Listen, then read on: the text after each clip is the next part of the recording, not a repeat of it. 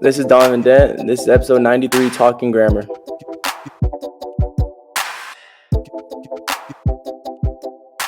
Hey, what's going on, everybody? It's Jeff Grammer with the Albuquerque Journal, and as you just heard right there from our guest today, this is episode 93 of the Talking Grammar podcast. Glad you're watching, glad you're listening, however you are consuming this. I'm just glad you're here, glad you're a part of this, and I hope you continue to subscribe, to rate, to give us feedback on this podcast and support all the work we do at the Albuquerque Journal, whether it's in print, digitally, or a lot of these new projects that we're doing, podcasts, video, all that kind of stuff. You guys are the reason we're able to still do it, so support local journalism if you can.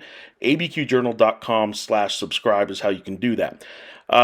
Today's guest, Donovan Dent, big things expected of him this season for the UNM Lobo men's basketball team, which tips off its season on Monday night against Nichols State. Nichols is what they go by now. And, of course, Friday night, they got on November 7th, Friday coming up, they got a big one, UCLA, and November 8th, rather. And, they're playing UCLA the first week of the season. That's pretty big for a Lobo basketball team that a year ago was basically told by the NCAA selection committee it wasn't going to be in the big dance had it not won the Mountain West tournament, despite winning 26 games, despite being number 22 in the net rankings, which would have been by far the highest any team has ever been left out of the NCAA tournament in terms of net rankings nationally. So the Lobos went out and probably overdid it a little bit with their scheduling, but they have ranked St. John's opponent or game in a couple weeks in Madison Square Garden in New York. The first week of the season, they're playing a ranked UCLA team. They have a home-and-home series starting with VCU, which by name recognition may not mean a whole lot to a lot of Lobo fans, but the reality is they're picked to win the Atlantic 10. That's a very good VCU team. They're playing in a Thanksgiving tournament where they play Arizona State, and then either USC in first-year Coach Eric Musselman's USC debut season, or St. Mary's, which is a perennial West Coast Conference contender and NCAA tournament team. So yeah, the Lobos did load up on the non-conference schedule this year.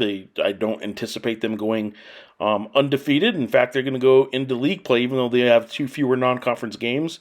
The 20-game Mountain West schedule this year means they only played 11 non-conference games. I can't see them being better than maybe 6-4, 7-3. If they're 8-2 with that schedule going into non-conference play, or going into conference play rather, I think that'd be pretty impressive. So we shall see.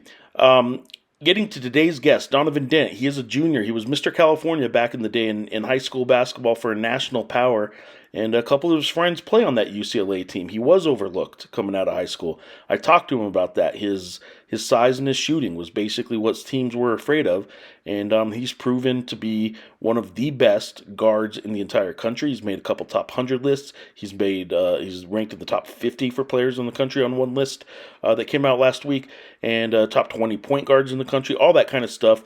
So Donovan Dent is poised to have a really, really big season if he can kind of capitalize on all the momentum he had that he built up from last year. And he's a great passer. He can be a better defender than he has shown, and I think he has shown he can be a good defender. So I think he can have an excellent defensive year.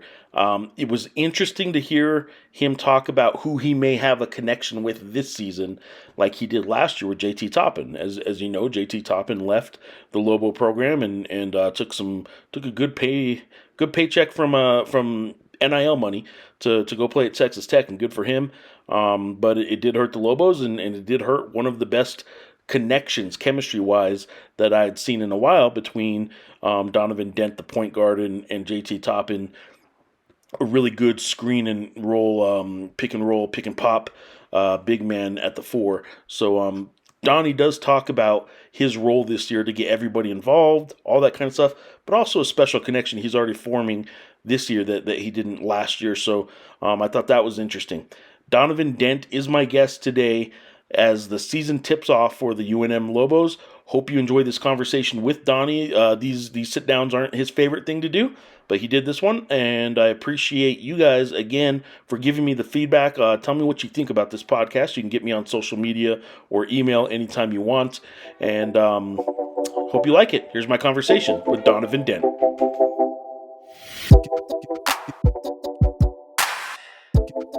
Donovan, you're going into year 3. Lobo fans are excited, obviously, because of what happened last year, because of what they've seen you do for a couple of years.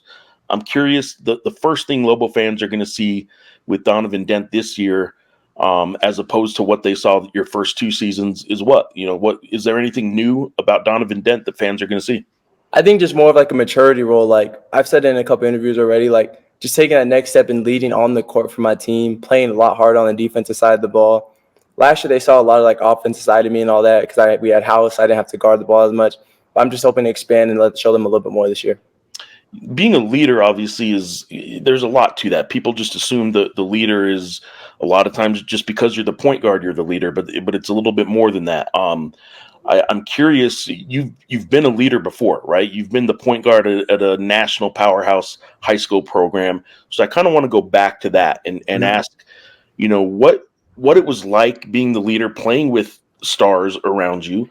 How the balance to, when you need to defer a little bit and kind of set them up and let them shine a little bit, and when you need to take over, because the leader sort of has to balance that out. The leader can't just always shine himself. I think it's more so just feeling the flow of the game. Like if my players are hot, I think I do a pretty good job of finding my hot hand. Like if I'm get them going early. But if they're having slow starts and we're in a little bit of a drought, I feel like that's where that leadership role comes in, where like I could kind of take over the game with my skill and then just have them like kind of follow along me, piggyback off what I'm doing, feed off the energy, and just kind of lead them from there. Remind people that don't know, in California, obviously you're Mr. California. You were the state's best player that year. Who are some of your teammates that are playing around the country right now? You had some good ones. Yeah, so I had my teammate J Mac. He's actually in the NBA right now. He got drafted by the Sixers this last draft. I have one that's at UCLA. I have 2 actually at UCLA. Devin Williams, Eric Freeney. I got Aaron McBride, who's at LMU. I got Ramsey Huff, who's at Cal State East Bay. Our whole team was just a bunch of like killers, and we just went from there. So just leading them kind of like helped me prepare for a college atmosphere.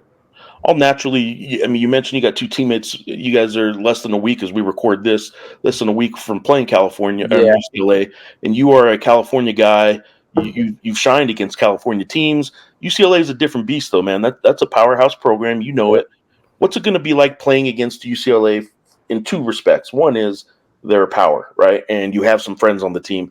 But the other is you're a California kid, and there's got to be a part of you that still thinks like, I should be playing at a place like UCLA. I mean, it's a lot of motives for that game, just because my 2 friends on that team. It's like a little kind of like a fun home game for me in a way, in Vegas, neutral site with all my family there. I'm just excited for it, honestly. Like, I don't hold no grudges really about this stuff. Like, I'm where I'm at, and I'm where I'm supposed to be at. So I just kind of go out there and try to kill anyone.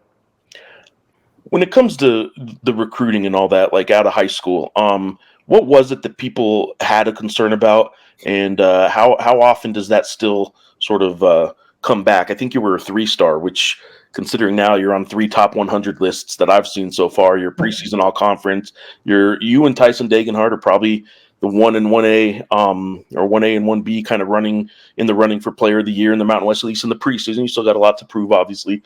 Like you've proven that like the 3-star part of the recruiting didn't make a whole lot of sense. Yeah. What was the reason you were a 3-star? I believe it was because my size and my lack of like shooting the ball. Like a lot of people had concerns my game wouldn't translate to the college level. So I came here freshman year. I didn't have the best freshman year. Over that summer though, I really locked in, kind of added all the size I needed, the muscle size, got more consistent in my jump shot.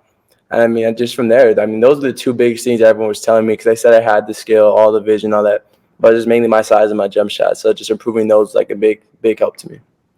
So the jump shot, let me ask you about it, man. I'm going to be kind of asking all season about it, because that's what people are going to go at, right? They're going to. Yeah. I don't think they're going to do what they did the freshman year when Wyoming backed off completely. I don't think teams are that dumb anymore. But you aren't taking a high volume of them. Are you confident enough that, like, if they're going to do something like that, you're going to be able to knock it down? I know you hit one at the end of the shot clock in the UTEP exhibition. Are you comfortable enough to pull that trigger whenever you need to now? 100%. I think the confidence comes from Coach P. Like, Coach P is one of my biggest like supporters in that. Like he's like, I want you shooting 4 or 5 of those a game. I want you to like. So him giving me that confidence gives me the most confidence in the world to like be able just to pull the shot whenever like I feel comfortable. Like him giving me that courage is like a great reason why I'm more confident in it. He said something to me, or not to me. I mean, he said it at a presser, but he said something the other day that I hadn't really thought about. Like somebody was asking about like I think it was Philip. He only took a couple shots in the exhibition, right? He's got to shoot more, and I can't remember who it was. I think Sacco. Somebody asked about Sacco even shot a 3-pointer, I think, in the UTEP game. And what Coach Patino said was, I'm encouraging them to shoot more, not just because I think they can make it, which he does. He thinks he has confidence in a lot of you, but Yeah. sometimes it messes up the flow of the offense if you don't. Yeah. Like, I 100%. mean, the offense is built to kind of create an opening at some point. Well, if your opening's there and you pass it up, you're kind of messing up the flow a little bit. So that's not a point guard, man. Like you know that like you don't want to mess the offense up, so No. you're pulling the trigger when it's there, and Heck yeah. Heck yeah. now you're playing the confidence that you can knock them down. Yep, that's the biggest thing. I mean, my mechanics, all that, I feel like I've always been there. It's just more of a confidence standpoint. So him giving me that's just a big help. While we're talking about your game, I'm gonna pull something up. Lobo fans are certainly aware of it. You are aware of it, and let me see if I can find it here. This is from last year, and it was Professor Benavides, John Benavides, big Lobo fan, put the 3 screen up. You had 3 coast to coast finishes just last year alone. I've been told a lot. Let me hit play on this so it can be playing in the background. I've been told a lot that, or I've heard a lot of people talking about you that you're a great finisher. I've always heard of people that are, good finishers, and I always think of always dunking. Now, obviously, you can dunk, but Yeah. I've never seen someone finish at the rim like this at the college level so consistently. I'm going to ask you, how often do you work on just kind of awkward angle layups and weird kind of finishes at the rim, and how often do you actually look at these highlights here? I think, in all honesty, like working, that was all from like when I was like younger age as a kid when I couldn't dunk and stuff, just trying crazy layups I would see on like the internet. Like, I know it sounds crazy, like doing little stuff like that, like it gives you like kind of like a feel for the basket around it. And I've always been a smaller guard, so I was never able up to really just like up to college to just get above the rim whenever I wanted to. So like I always had to finish over tall people and all that. So I think that's a credit to why I'm able to finish pretty well around the rim. And as far as do I watch some of these, I get tagged in them a good amount, so I see them a good amount. Yeah, I imagine you watch them a little bit. Maybe you don't boast about it too much and post them yourself because you have so many fans that are posting it. But I imagine you're pretty excited about some of these. They get you hyped sometimes. I'm not gonna lie. When you're feeling down about a certain game, you go watch some of your little highlights, make you feel Right? better. It's the good and the bad of like, It's the good and the bad of it. right? Everybody has an opinion, and sometimes it's good, sometimes it's not. But just so people that are watching know, these 3 games are UT Arlington last year. You guys won 82-80, and then the big finish in the middle there at New Mexico State, which was to me a little crazy that you guys were in a game like that. You guys, went from destroying them to almost losing it. In a rivalry game, and then that's the Colorado State finish at the end.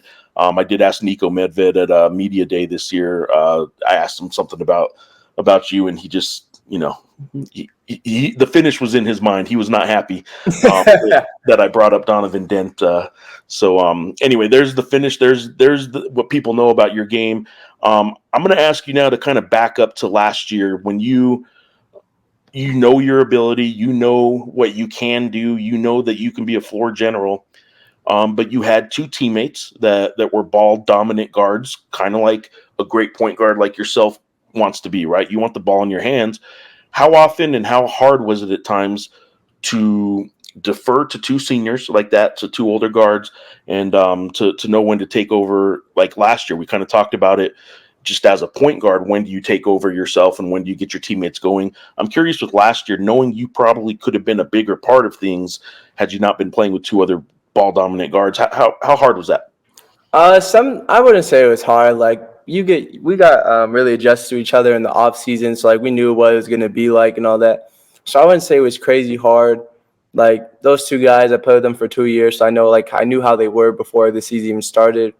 Utmost respect to them and all that. And then just knowing when to take over, it was just kind of like that killer mindset kind of in me. Like I know when to win it, like when to want to win a game. So like if it was crunch time, like I just want to go get the ball. And, like I told Coach P that, and Coach P trusted me with it. So like it kind of just went from there on that. I'm going to wrap up one last thing from last year, and then I'm going to ask you about this year and let you get on to practice. Yes, sir. Last year, people don't know about the Mountain West tournament, and people knew you were sick. I don't think people knew how sick you were. I remember seeing at the after the championship game, people don't understand that like your locker rooms aren't empty. It's not just you can kind of get away from everything for a while. And I remember passing you kind of in the hallway at one point, wondering why you were going back out towards the court while I was going back to the locker room, and I was doing some interviews. And I realized at that point the only empty space in the whole arena happened to be back out on the court, On the and court. everybody was crowded in the locker rooms. Man, you were sick as a dog, weren't you? Yeah, it was a rough last 2 days in Vegas for sure. We don't really know what it was. We think it was some type of virus or flu, but that lingered with me for like the next like I want to say month and a half. Like I just had this eerie feeling, like I was feeling down the whole time. Like I couldn't add weight. I was losing a lot of weight.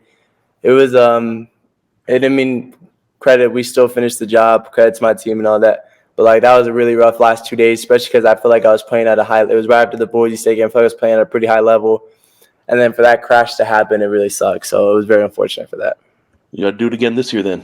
You got to ready to repeat that. You had a connection last year, and a good point guard has a connection with all his teammates in some regard. But you had a pretty good connection with JT on the court last year. Obviously, the current landscape of college basketball is what it is, right? Sometimes you, Yeah. you move on, and I don't know, what your feelings are about all that. But the reality is, you lost a really good on court connection that you seem to have.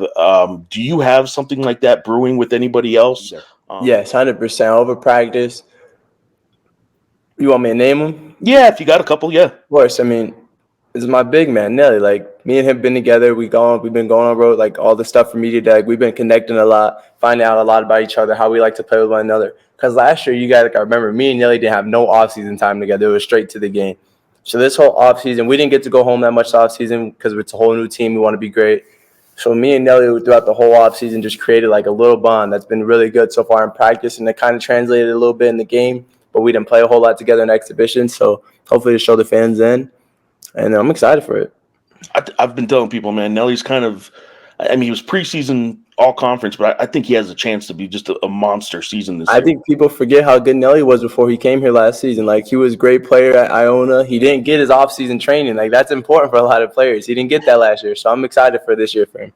All right, man. What can people expect this year? What out of this team, out of you personally? What is the ceiling, and what do you guys need to do to avoid the bottom? I'm not sure we have a ceiling yet, but to avoid the bottom, we just got to play hard. Like, our team, like we have skill and all of it. All that comes down to is our effort, and it starts with me 100%. So I'm excited this year. This season's gonna be another very fun season for Lobo basketball. Anybody on the team that you're looking forward to people seeing for the first time? Not a Nelly who was here last year, but any of the newcomers?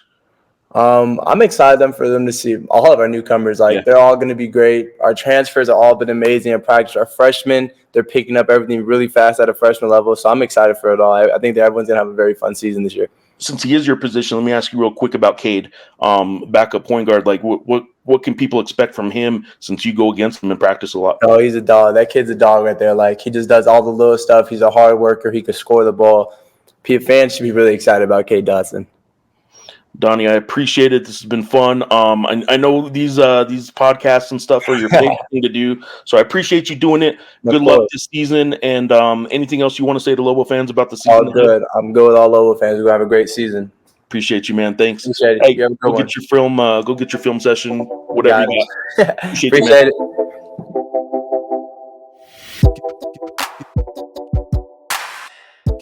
All right, there you go. There's my conversation with Donovan Dent. Hope you enjoyed that.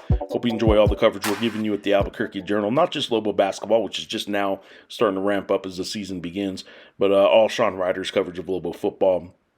Ken Sickinger's been doing tremendous work with Lobo sports in general, Lobo volleyball, Lobo women's basketball, covering New Mexico United. And James Yotis is just a machine on what he does with high school sports, and he's been doing really good work with that. And, of course, we have one of the best columnists that I've ever worked with, for sure, in Rick Wright, and his combat sport coverage has been tremendous. So, hope you guys enjoy everything we're bringing you. Hope you enjoyed this conversation with Donovan Dent. Hope you enjoyed some of the stuff I'm going to start rolling out now that the season is here. Some maybe in arena live interviews and live shows maybe before the game. Probably won't be able to do as many after the game for basketball because it is late and the deadlines and stuff like that. But I am going to start rolling out a whole lot more live video and live content that you guys can follow along on social media, the journal's YouTube page, however you can. And then we'll also embed those videos within stories and stuff like that online. So hope you enjoy. Let me know what you think about this conversation with Donovan Dent, what you think about the season ahead for Lobo basketball. And until next time, thanks for watching.